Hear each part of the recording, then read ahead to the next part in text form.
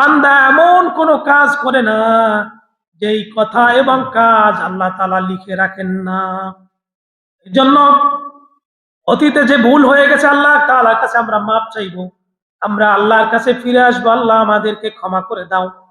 দুনিয়ায় ফিরে আসার সময়, এখান থেকে চলে গেলে আর ফিরে আসার সময় থাকবে না। চ্যানেলটি সাবস্ক্রাইব করে আমাদের সঙ্গেই থাকুন। আউযু বিল্লাহি মিনাশ শাইতানির রাজীম। وقضى ربك ألا تعبدوا إلا إياه وبالوالدين إحسانا। কদা শব্দের অর্থ হলো আদেশ দেওয়া।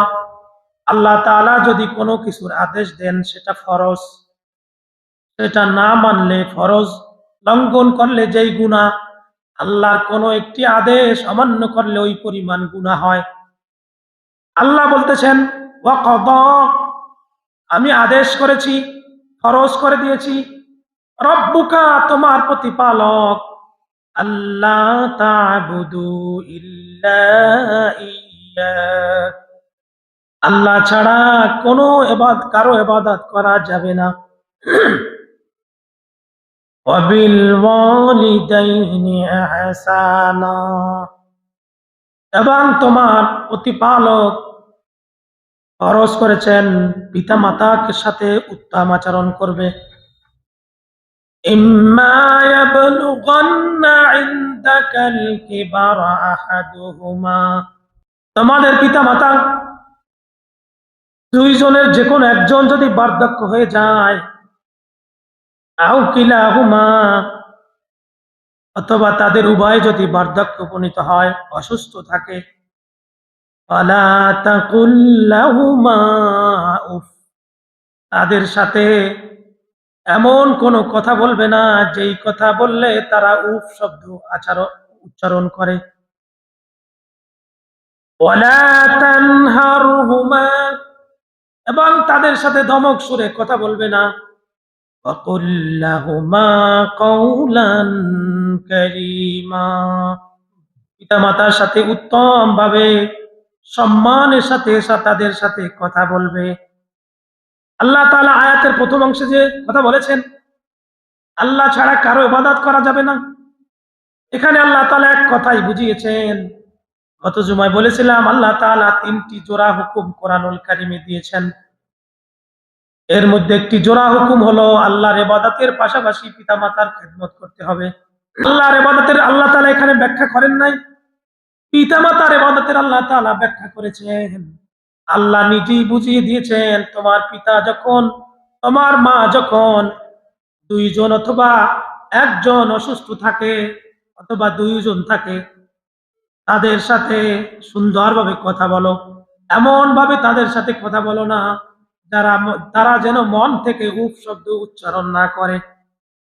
এবং বলেছেন পিতামাতা যখন বার্ধক্যে উপনীত হয়, তারা বাচ্চা সন্তানের মতো হয়ে যায়, তারা একটি কথা বারবার বলে এবং তাদের রাগ মেজাজ বেশি থাকে, তাদেরকে কথা বললে গোস্সা হয়ে যায়।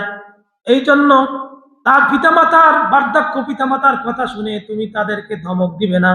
আল্লাহ তাআলা ব্যাখ্যা করেছেন وَقُل لَّهُمَا قَوْلًا كَرِيمًا, তাদের সাথে উত্তম ভাবে সম্মান সূচক তাদের সাথে কথা বলবে। ইবনে আব্বাস, হাসান, কাতাদা ব্যাখ্যা করতে গিয়ে বলেছেন, তোমার পিতামাতা তোমাদের জন্য অসংখ্য কষ্ট করেছে। তোমার মা 10 মাস 10 দিন গর্ভধারণ করেছে, 2টি বছর দুধ পান করিয়েছে। তোমার বাবা 18-20 বছর তোমাকে বহন করেছে। তোমার হাসি ফুটানোর জন্য, মুখে হাসি ফুটানোর জন্য তোমার বাবা অক্লান্ত পরিশ্রম করেছে। এমনকি আল্লাহ তাআলা বলতে গিয়ে আবার বলেছেন আখফিদ লাহুমা জানাহাদ যুল্লি মিনার রাহমাহ, তোমার পিতামাতার জন্য, জানাহুন শব্দের অর্থ হলো ডানা। আল্লাহ তাআলা এখানে ডানা তো মানুষের হয় না, ডানা তো হয় পাখির। আল্লাহ তাআলা ডানার উদাহরণ দিলেন এই জন্য, পাখির ডানা নরম হয়, পাখি ডানা মেলে দিয়ে আকাশে উঠতে পারে, আবার ডানা যখন বন্ধ করে তখন নিচে নেমে যায়। আল্লাহ তাআলা ডানা ব্যবহার করে, এখানে জানাহুন বলে দিয়ে আল্লাহ তাআলা জানিয়ে দিলেন, তোমার রহমতের ডানা তোমার পিতামাতার উপর রাখো, তাদের প্রতি রাগ গোসা হয়েও না, তোমার যত সাধ্য তাদেরকে দেখাশোনা করো, তোমার রহমতের ডানা তোমার পিতামাতার জন্য বিছিয়ে দাও।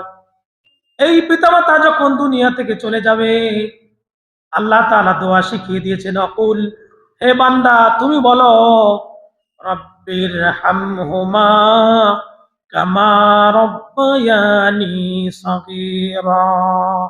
আয় আল্লাহ তাআলা, রব্বির হামহুমা, আমার পিতামাতার প্রতি তুমি রহম করো, কামা রব্বায়ানি সগীরা, আমাকে ছোটবেলা যেভাবে আমার পিতামাতা আমাদেরকে লালন পালন করেছেন, রহম করেছেন।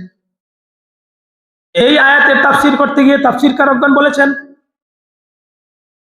হয়তো এরকম হতে পারে, আমরা যখন ছোট ছিলাম আমাদের পিতামাতা আমাদেরকে শাসন করেছেন, মেরেছেন, কষ্ট দিয়েছেন, হতে পারে। এজন্য আমরা যে আল্লাহ তাআলার কাছে ফরিয়াদ করব, আল্লাহ আমাদেরকে ছোটবেলায় যেভাবে করেছে আপনি তাদের সাথে সেভাবে আচরণ করুন। তাফসীরকারগণ বলেছেন, ওটা সন্তানের প্রতি দয়া ছিল, সন্তানকে শাসন করা। এর মাইনে এই নয় যে পিতামাতা মারা গেলে আল্লাহর কাছে আমাদের বলা, আল্লাহ তাদেরকে শাস্তি দাও। এই রব্বির হামহুমা এর অর্থ হলো, ছোটবেলা সকল সন্তানকে সকল পিতামাতাই দয়া করে যথাসাধ্য, আল্লাহ তাদেরকে পরকালে তাদের প্রতি তুমি দয়া করো। এখানে বহু ব্যাখ্যা আছে, এই দিক গেলে সব কথা বলা হবে না। তাহলে মেরাজে আল্লাহ তাআলা প্রথম দিলেন আল্লাহর ইবাদত করতে হবে। আপনি আল্লাহর ইবাদতকে ভাগ করা যাবে না, 24 আওয়ার 24 ঘন্টা আল্লাহর ইবাদতে মগ্ন থাকতে হবে। মেরাজের রাতে নবীকে 3 নাম্বার কর্মসূচি দিলেন, ওয়াআতিকাল কুরবা হাক্কাহু ওয়াল মিসকিনা ওয়াবনাস সাবিল, নিকটতম আত্মীয়দেরকে তাদের পাওনাগুলো তাদেরকে দিয়ে দাও, মিসকিনদের পাওনাগুলো মিসকিনদেরকে দাও, পথিকের পাওনাগুলো পথিককে দিয়ে দাও। 3 নাম্বার কর্মসূচি। নিকটতম আত্মীয়কে, পিতামাতা মারা যাওয়ার পরে সর্বপ্রথম নিকটতম আত্মীয় হলো নিজের বোন। বোনের সম্পদগুলো পুঙ্খানুপুঙ্খানু ভাগ করে দাও, ভাই যা পাবে অপর ভাই ভাগ করে দাও। তোমার বাপের সম্পদের মধ্যে যারা ওয়ারিশ হয়েছেন সকল ওয়ারিশকে তাদেরকে বুঝিয়ে দাও।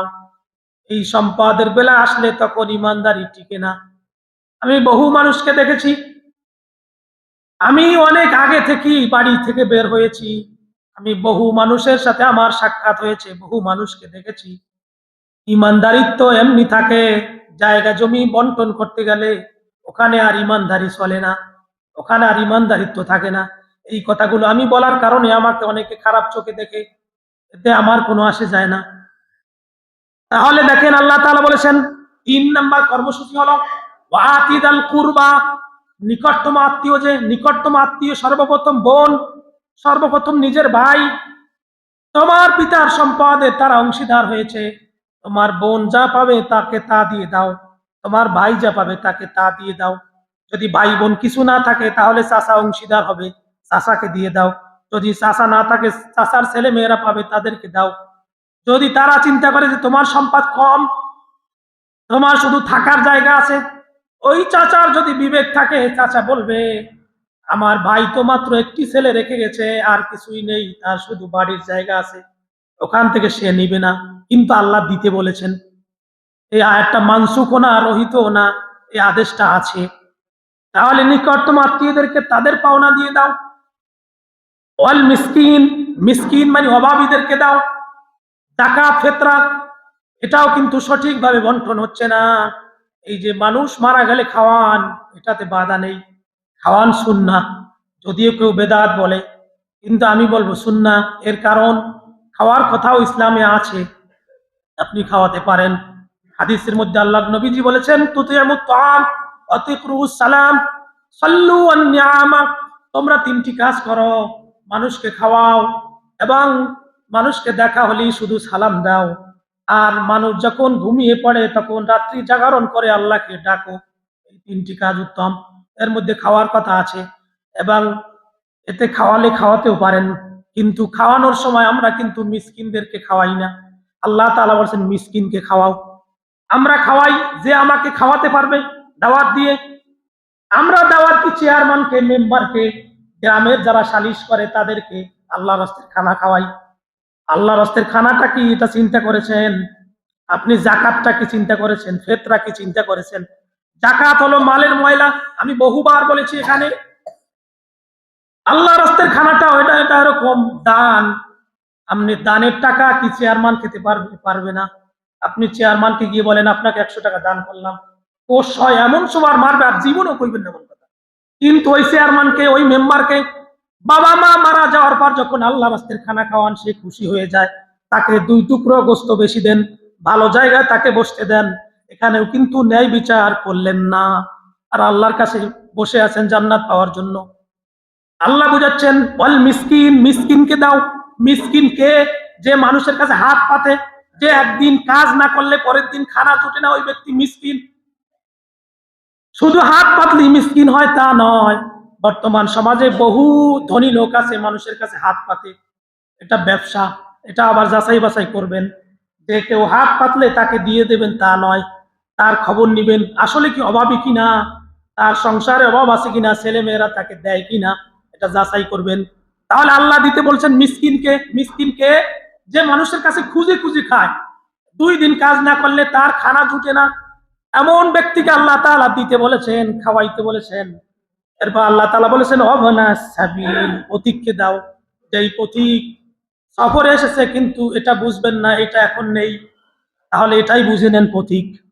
ওয়ালা তুবাযযির তাবযীরা, কোনোভাবেই অপব্যয় করবে না। অপব্যয় করলে কি হবে এই ব্যাখ্যা আবার আল্লাহ করেছেন, ইন্নাল মুবাযযিরিনা কানু ইখওয়ানাশ শায়াতিন। আল্লাহ তাআলা বলেছেন যেই ব্যক্তি অপব্যয় করে, অপচয় করে, ওই ব্যক্তি শয়তানের ভাই। আসলে কি শয়তানের কোনো ভাই বন্ধু আছে? নাই।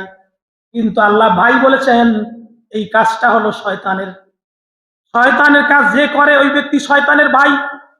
তাহলে আপনার আমার প্রত্যেকের জীবনের সাথে মিলান, আসলে আমরা কি শয়তানের কাজগুলো করি কিনা? বহু কাজ করি। আর আল্লাহ বলেছেন শয়তানের কাজগুলো যারা করে, ইন্নাল মুবাযযিরিনা কানু ইখওয়ানাশ শায়াতিন, যারা অপব্যয় করে তারা শয়তানের ভাই। ওয়া কানাশ শাইতানু লিরাব্বিহি কাফুরা, আর শয়তান তার রবের চির অকৃতজ্ঞ। এই জন্য শয়তানের ভাই হওয়া যাবে না। তাহলে 1 নাম্বার কর্মসূচি আল্লাহর ইবাদত করা, 2 নাম্বার পিতামাতার সেবা করা, 3 নাম্বার কর্মসূচি হলো নিকটতম আত্মীয় বোন ভাইদেরকে তার অংশ দিয়ে দেওয়া। 4 নাম্বার হলো অপব্যয় না করা, অপচয় না করা। অপচয় করলে সে শয়তানের ভাই হবে। হাদিস শরীফের মধ্যে এসেছে, নবীজি বলেছেন তোমরা পানির অপচয় থেকে তোমরা ফিরে থাকো, কেননা দুনিয়ায় এমন একদিন সময় আসবে যেই দিন মানুষ পানি খুঁজে পাবে না। আল্লাহ রসুল বলেছেন সাহাবায়ে কেরামদেরকে, ও সাহাবীরা, মানুষ যদি নদীতে ওযু করে, গোসল করে, সেখান থেকেও তোমরা অপব্যয় অপচয় থেকে বেঁচে থাকবে। আল্লাহ নবীজি 3 সের পানি দিয়ে গোসল করতেন, 1 সের পানি দিয়ে ওযু করতেন। কিন্তু এটা কি সম্ভব? আসলেই সম্ভব। এর ব্যাখ্যাও তাফসীরে আছে। চ্যানেলটি সাবস্ক্রাইব করে আমাদের সঙ্গেই থাকুন।